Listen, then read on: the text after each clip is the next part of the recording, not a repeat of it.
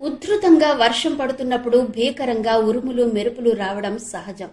అయితే భీకరంగా ఉరుముతున్నప్పుడు చిన్నపిల్లలే కాదు పెద్దవాళ్లు కూడా భయపడతారు.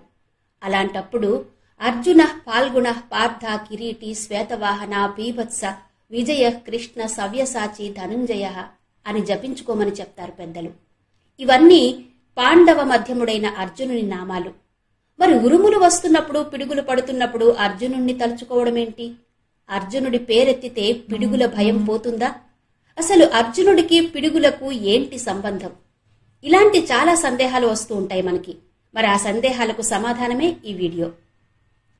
నిజానికి ఈ అర్జున నామాలు పిడుగు పడినప్పుడే కాదు, ఎలాంటి భయాందోళనలు కలిగినా కూడా జపించుకోవచ్చు. ఎప్పుడైనా ఎలాంటి భయం కలిగినా ఈ నామాలు జపించుకుంటే ఆ భయం తొలగిపోతుందని పెద్దల మాట. దీనికి సంబంధించి మహాభారతంలో జరిగిన ఒక సంఘటన గురించి చెప్తారు. పాండవులు మాయాజూదంలో ఓడిపోయి అరణ్యవాసానికి వెళ్లడం, అరణ్యవాసం పూర్తయిన తర్వాత అజ్ఞాతవాసంలో భాగంగా విరాటరాజు కొలువులో మారువేషాలతో ఉండడం, ఒక్కొక్కరు ఒక్కో పని చేసుకుంటూ అజ్ఞాతవాసాన్ని గడపడం తెలిసిందే. ఆ అజ్ఞాతవాస సమయంలో విరాటుడి కొలువులో ఆడా మగా కాని బృహన్నల వేషంలో అర్జునుడు విరాట మహారాజు కూతురికి నాట్య శిక్షకుడిగా వ్యవహరిస్తూ తన పేరుని బృహన్నలగా చెప్పుకుంటాడు. పాండవులు అక్కడ ఉన్నారని తెలుసుకుని వారి అజ్ఞాతవాసాన్ని భగ్నం చేయడానికి విరాటరాజు రాజ్యంపై దండయాత్ర చేస్తారు కౌరవులు. అప్పుడు ఉత్తర కుమారుడు కౌరవులపై యుద్ధానికి బయలుదేరతాడు. అక్కడే బృహన్నల వేషంలో ఉన్న అర్జునుడు ఉత్తర కుమారుడికి రథసారథిగా వ్యవహరిస్తాడు. అయితే కౌరవ సైన్యం లక్షల్లో ఉండడంతో వారి భారీ సైన్యాన్ని చూసి భయపడి పరుగులు తీస్తాడు రాజకుమారుడు ఉత్తరుడు. అప్పుడు ఉత్తరుడికి ధైర్యం చెప్పిన అర్జునుడు, వీరుడు శత్రువుని ఎదురొడ్డి పోరాడాలి కాని భీరువులా పారిపోకూడదు, కాబట్టి కౌరవ సైన్యాన్ని ఎదుర్కోవాలి. శమీవృక్షంపై పాండవుల ఆయుధాలు ఉంటాయి, వాటిని తీసుకురా పోరాడదాం అని చెప్తాడు. అర్జునుడు ఎంతో ధైర్యం చెప్పిన మీదట ఉత్తర కుమారుడు శమీవృక్షం దగ్గరకు ఆయుధాలు తీసుకురావడానికి వెళ్తాడు.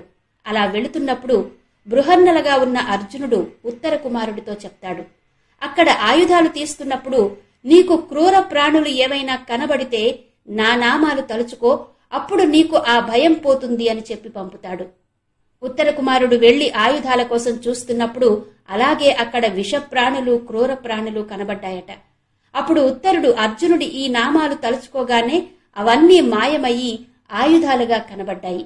ఆ ఆయుధాలు తీసుకురావడం, అర్జునుడు వాటితో కౌరవ సేనను చీల్చి చెండాడడం మనం పురాణ కథనాల్లో విన్నదే. ఆ సందర్భంలోనే ఉత్తరుడు ఆ నామాలకు అర్థాలు చెప్పమని అడిగినప్పుడు ఆ నామాలకు అర్థాలు స్వయంగా బృహన్నలగా ఉన్న అర్జునుడే వివరించాడట. అర్జున పాల్గుణ పార్థ కిరీటి శ్వేతవాహన బీభత్సో విజయో కృష్ణ సవ్యసాచి ధనుంజయ. ఈ నామాలకు అర్థాలు చూస్తే అర్జునుడు అంటే తెల్లనివాడు, ఫల్గుణుడు అంటే ఫల్గుణ నక్షత్రంలో పాల్గుణ మాసంలో పుట్టినవాడు, పృథ అంటే కుంతీదేవి పూర్వనామం పృథ అన్నమాట. ఆ పృథ కుమారుడు కనుక పార్థుడు అని పిలువబడుతున్నాడు. యుద్ధంలో అతని కిరీటం, ఇక్కడ కిరీటం అంటే అతడి కీర్తి బాగా ప్రకాశిస్తుంది కాబట్టి కిరీటి అయ్యాడు. ఇక తెల్లని గుర్రాలు పూంచిన రథం కలిగినవాడు కాబట్టి శ్వేతవాహనుడు. అర్జునుడు యుద్ధం చేసే తీరు భీభత్సంగా ఉంటుంది కాబట్టి భీభత్సుడు అని పిలువబడ్డాడు. ఎప్పుడూ విజయం అతడినే వరిస్తుంది కాబట్టి విజయుడు. మిక్కిలి ఆకర్షణీయమైన వాడని అతడి తండ్రి పెట్టిన పేరు కృష్ణుడు. కుడి చేత్తోనే కాదు ఎడమ చేత్తో కూడా అంటే 2 చేతులతోనూ ధనుస్సు వేయగలవాడు కాబట్టి సవ్యసాచి. ధనం మీద మోజు లేదు కాబట్టి ధనంజయుడు. ఇలా ఈ 10 పేర్లు వాటి అర్థాలు చెప్పుకుంటే ఏ భయమైనా తీరిపోతుంది అని చెప్తున్నాయి పురాణ గ్రంథాలు. అందుకే అర్జునుడి ఈ 10 నామాలు తలుచుకుంటే ఉరుములు పిడుగులు పడినప్పుడు ఆ భయం పోతుందని ఆ పేర్లు తలుచుకోమని చెప్తారు.